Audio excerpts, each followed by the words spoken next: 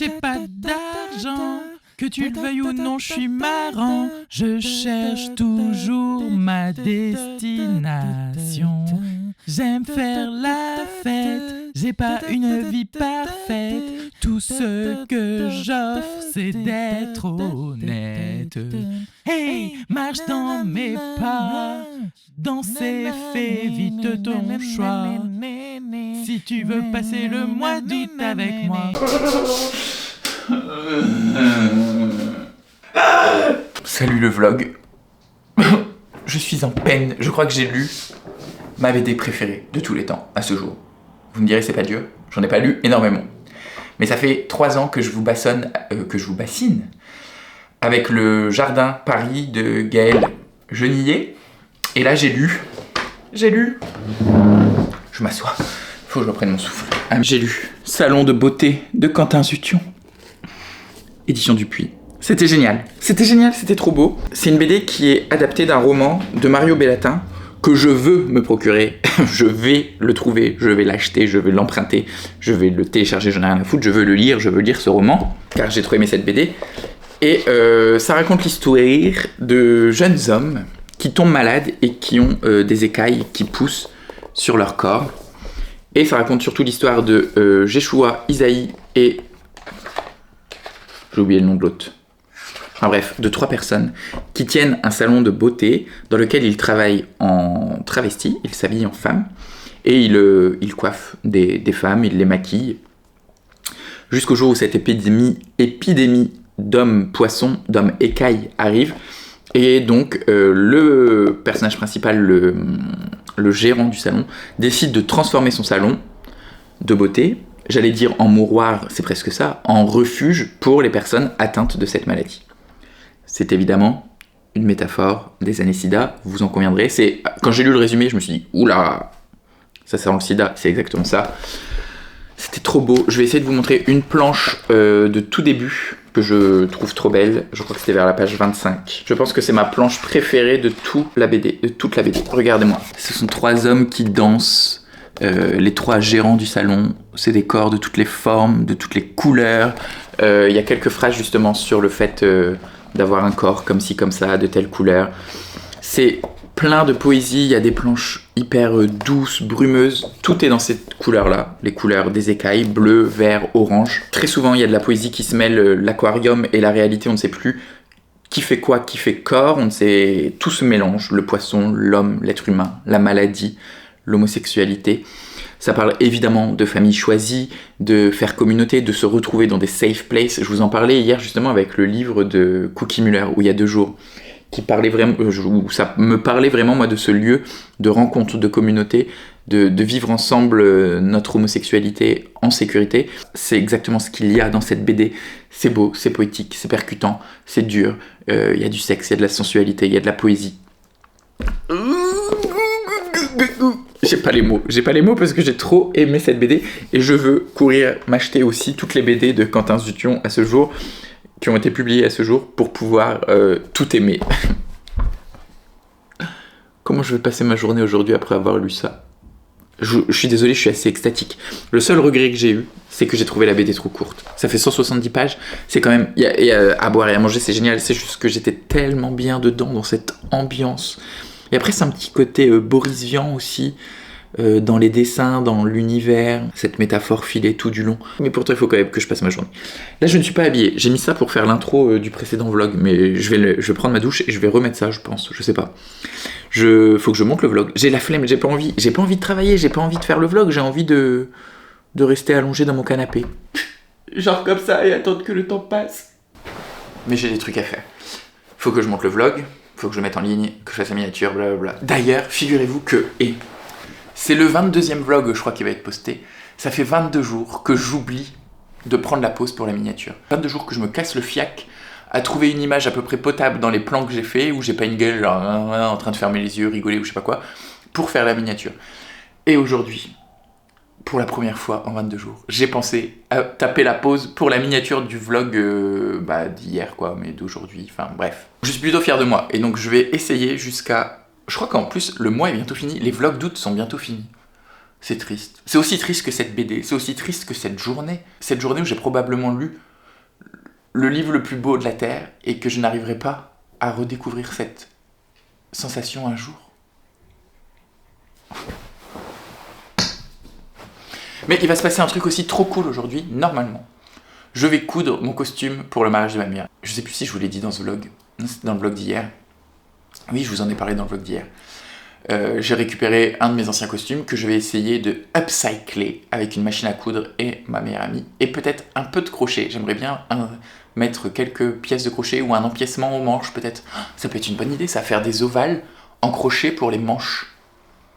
À voir si c'est faisable et si ça rend bien. Oh, j'ai envie de faire ça. Bref, déjà, on va essayer de faire un crop top avec mon blazer et de retailler le pantalon qui n'est pas à ma taille. Ensuite, on verra pour les chichis pompons. Il me reste 1 mois avant ce mariage, donc j'ai 1 mois pour faire ça. Je mange chez mon ami, je pense que je vais très bien manger. Mon ami fait très bien la cuisine marocaine. Alors peut-être qu'elle va pas me faire de la cuisine marocaine aujourd'hui, mais en tout cas, je pense que je vais bien manger. On va faire ça, on va travailler, et puis voilà. Bon, faut quand même que j'aille prendre ma douche, que j'aille faire le montage, que je continue ma journée, même si je n'en ai aucune fichtre envie. Dites à vos médiathèques de l'acheter, allez l'emprunter, allez vous-même l'acheter en librairie, elle coûte 24,50 €, mais franchement, je serais presque prêt à remettre 24,50 €, même si je n'ai pas payé cette BD qu'on me l'a envoyée gratuitement. Mais là, ah!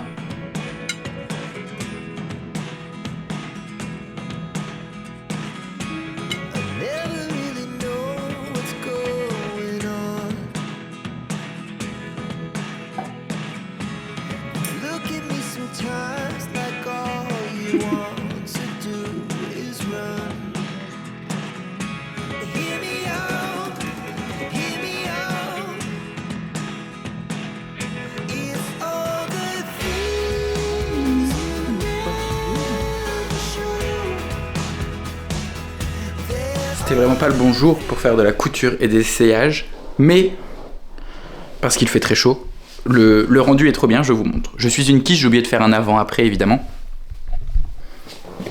Mais regardez, on voit rien. Un blazer classique arrivé genre voilà à mi-cuisse que j'avais acheté 3 fois rien chez H&M. Évidemment, ce ne sera pas cette chemisette là en dessous le jour du mariage, quoique non, mais elle est pas mal.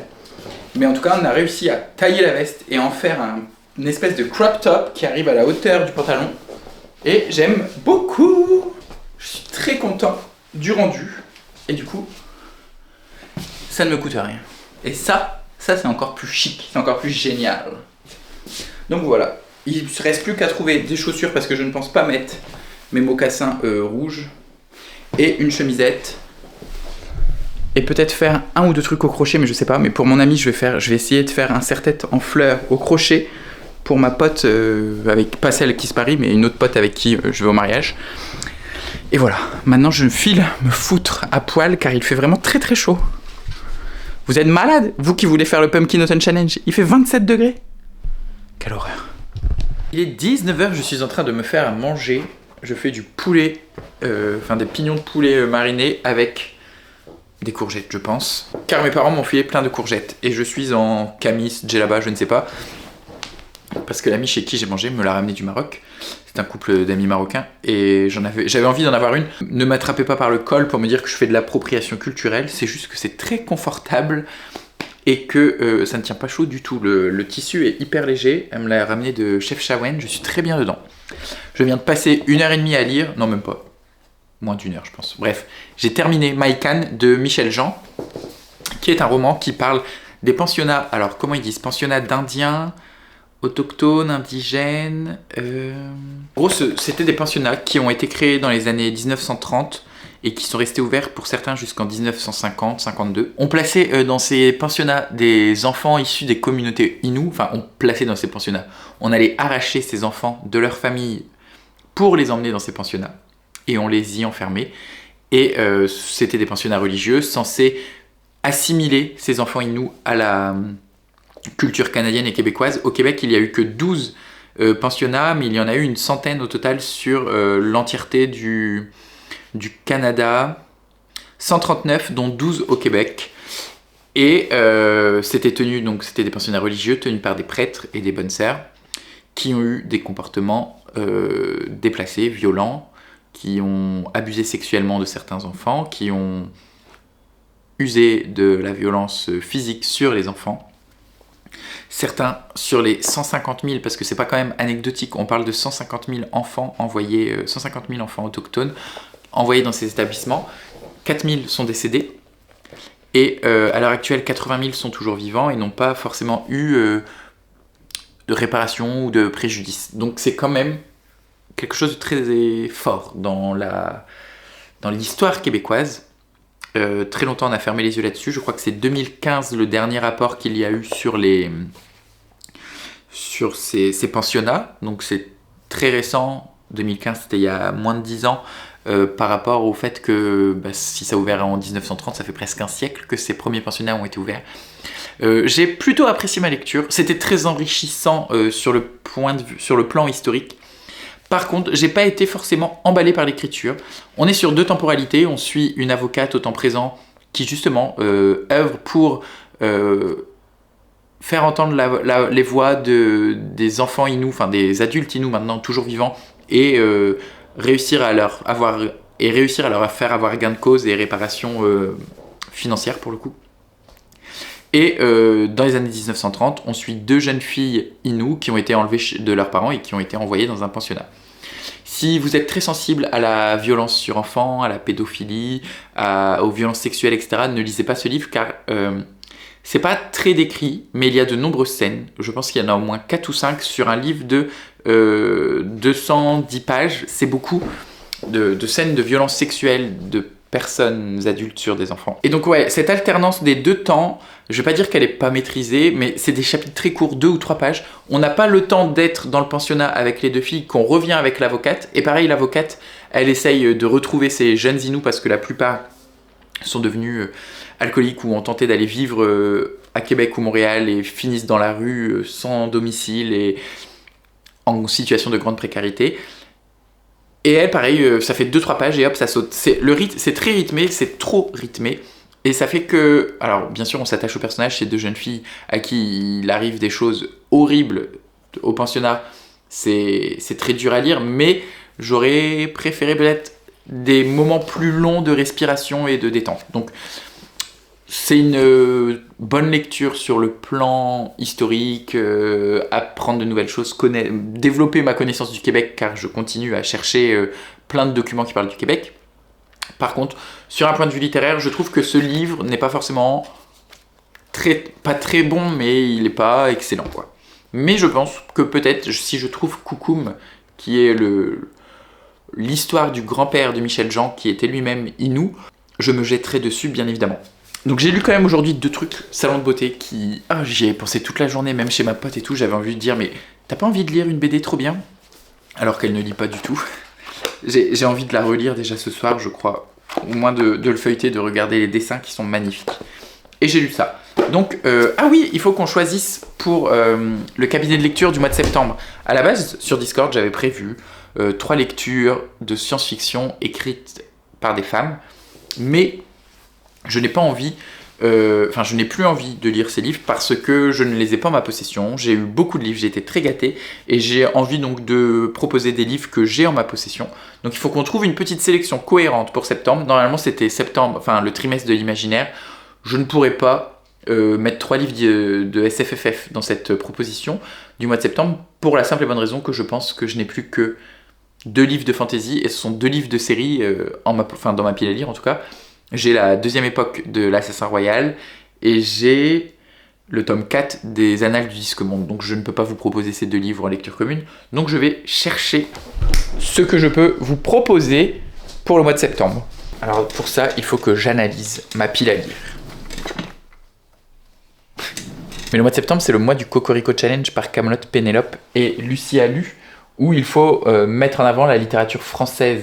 Est-ce que j'ai eu beaucoup de littérature étrangère, mais je vais pas vous mettre Colette parce qu'on a déjà eu Colette au mois de janvier et ça n'a pas été une réussite. Même si je pense que là, vu que c'est pas de la non-fiction et c'est 2 romances de Colette que j'ai, il serait peut-être mieux apprécié, mais bon. La vie devant soi, bon c'est un classique, mais je l'avais commencé, je crois que j'ai jamais terminé, ou alors je l'ai lu mais je me rappelle plus. La vie devant soi d'Émile Ajar. En plus, tout le monde peut se le procurer facilement parce que j'ai Alexis ou le coup de grâce de Marguerite Yourcenar. Et un truc un peu plus contemporain, Ça parle de quoi celui-ci? Profession du père. Je crois qu'il faut lire Profession du père avant de lire Enfant de salaud ou c'est l'inverse? Je crois qu'il y a un ordre. Je vais juste regarder l'ordre de parution tout simplement. Profession du père, ça a été écrit en 2015 et Enfant de salaud 2021. Donc, je crois qu'ils dépendent, enfin que les deux parlent du père. Et donc, Profession du père, mais ça fait 2 hommes et une femme. Mais je crois que j'ai pas d'autres femmes qui écrit en français là dans cette pile à lire. L'âme de Elsa Triolet, parce que je vais déjà me faire attraper le callback parce que je fais de l'appropriation culturelle. Si en plus on dit que je suis misogyne, ça va pas être possible. Et bah allez, on va partir sur l'âme de Elsa Triolet. Ça fait 4 lectures classiques, j'en suis désolé.